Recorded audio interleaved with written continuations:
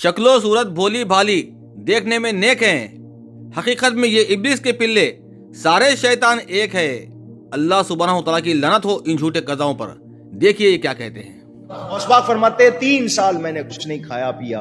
3 साल के बाद खिज़र अलैहिस्सलाम 2 रोगनी रोटियां, जिसको आप पराठा कहते हैं या शीर माल कहते हैं, 2 रोगनी रोटियां और दूध का प्याला लेकर आए और मुझे कहा कि खाओ।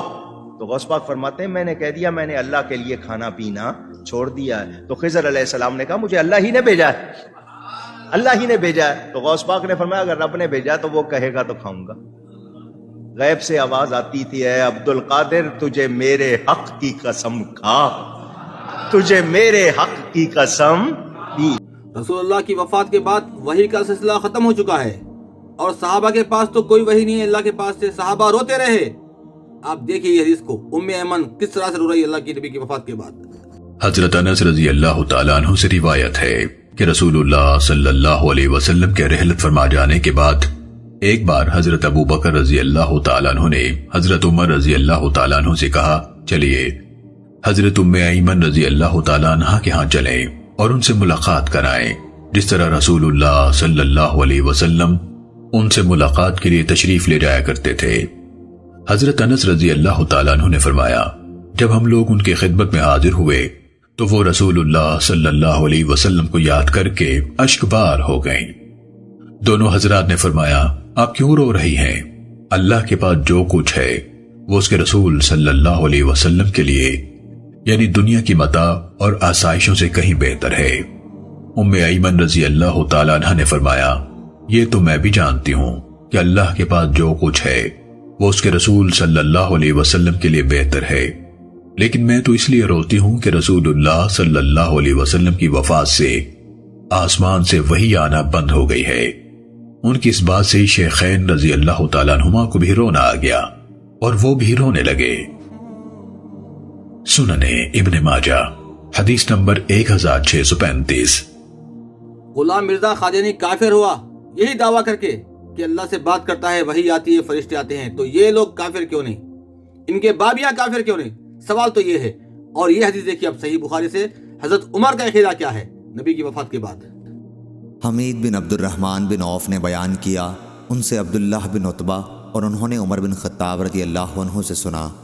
आप बयान करते थे कि रसूलुल्लाह सल्लल्लाहु अलैहि वसल्लम के ज़माने में लोगों का वही के ज़रिए मुआख़ज़ा हो जाता था, लेकिन अब वही का सिलसिला ख़त्म हो गया और हम सिर्फ़ उन्हीं उमूर में मुआख़ज़ा करेंगे जो तुम्हारे अमल से हमारे सामने ज़ाहिर होंगे।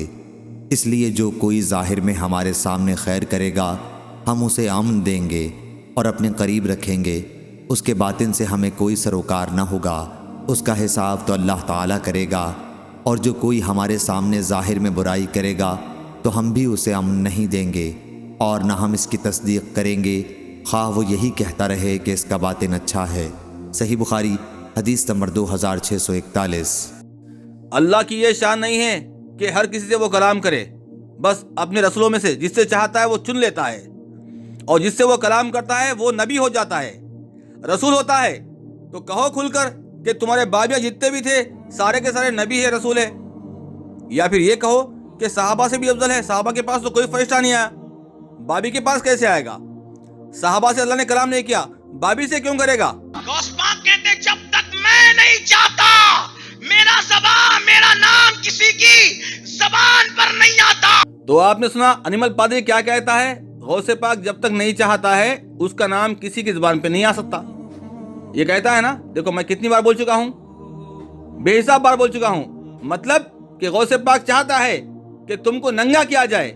ये पाखंडी पादरी पंडित ये खबर परस्त मुशरिक अब्दुल कादिर को अपना खुदा बना के बैठे हुए हैं, अल्लाह से बढ़ के बना के बैठे हैं। कहते नहीं, ये जबान से कहेंगे लोग जूते मारेंगे इनको।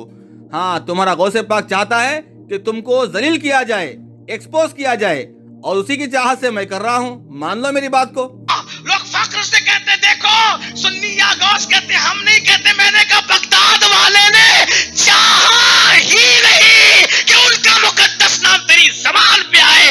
इस नाम के लिए तो अल्लाह ने सुन्नियों की ज़बानों को चुन लिया है। लानतुल्लाहि अलल काज़िबिन, अल्लाह पर झूठ बांधता है, बहतान बांधता है, अल्लाह पे इल्जाम लगाता है। अल्लाह ने चाहा کہ غوث پاک کا نام تمہاری زبان پہ ہے، نعوذ باللہ، اللہ کا نام ہٹا کے اپنے بابے کا نام لوگوں کی زبان پہ لے کے آتا ہے، پاکھنڈی کافر، بدترین مشرک، اللہ پہ بہتان مانتا ہے۔ کون سی قرآن کی آیت میں ہے بتا، کس حدیث میں ہے بتا کہ اللہ نے کہاں پر کہا ہے؟ اللہ کے نبی نے کہا ہے کہ یا غوث پکارو، اس کا نام لو، اور میں چاہتا ہوں کہ اس کا نام تمہاری زبان پہ ہے، نعوذ باللہ، جھوٹا کافر ہے، کافر۔ بریلویو جاگو، ایسے دجالوں سے اپنے ایمان کی حفاظت کرو۔ ہم نہیں لیتے، ہم نہیں لیتے، ہم نہیں لیتے، ہم کہتے 900 سال پہلے علاج کر دیا تمہارا۔ فرماتے جب میں چاہتا ہوں تبھی میرا نام کسی کی زبان پہ آتا ہے، اور فرمایا جس کی زبان پہ میرا نام آتا ہے پھر اللہ اس کی مشکلوں کو آسان فرما دیتا ہے۔ غوث پاک ہے، لوگ سمجھتے کیا ہے؟ ارے بدترین انیمل پادری کافر، تو اللہ کو کیا سمجھتا ہے؟